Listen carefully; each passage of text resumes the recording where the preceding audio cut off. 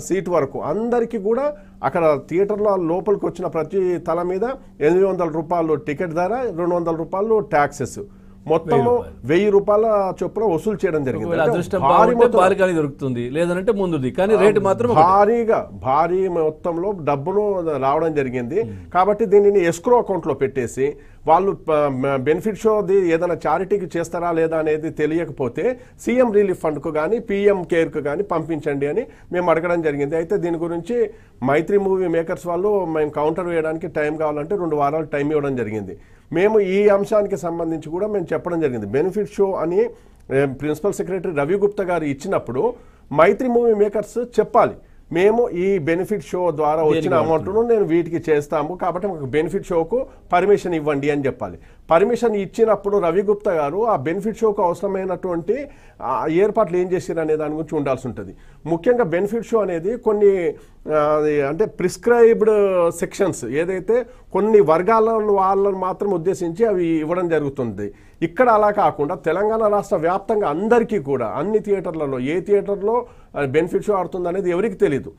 బ్లేటెంట్గా ఒక మెమో ఇచ్చేసేసి వాళ్ళు ఇష్టారాజ్యంగా థియేటర్లను వదిలేసేసారు. దాదాపు 12,000 స్క్రీన్లలో ఈరోజు అది బెనిఫిట్ షోను నడిపించారా లేకపోతే ఎన్ని స్క్రీన్లలో చేయించారా అనేది ఎవరికి తెలియదు. దాని మీద రెగ్యులేటరీ మెకానిజం అనేది లేదు.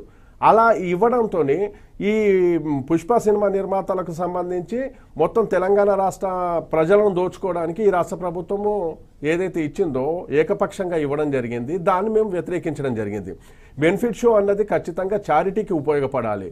అందు గురించి అని చెప్పి ఈరోజు మేము చెప్తున్నది ఏంటంటే ఈ బెనిఫిట్ షోకి సంబంధించి వచ్చిన అమౌంట్ గురించి అది ఖచ్చితంగా రాష్ట్ర ప్రభుత్వం రవి గుప్తా గారు చేస్తారా లేదంటే మరి రాష్ట్ర ప్రభుత్వం చేస్తుందా ఏందనేది తెలియదు. వాళ్ళు ఓ లెక్కను జవాబుదారీతనంతో రేపటి లోపల లేదంటే 2-3 రోజుల లోపల ప్రజల ముందు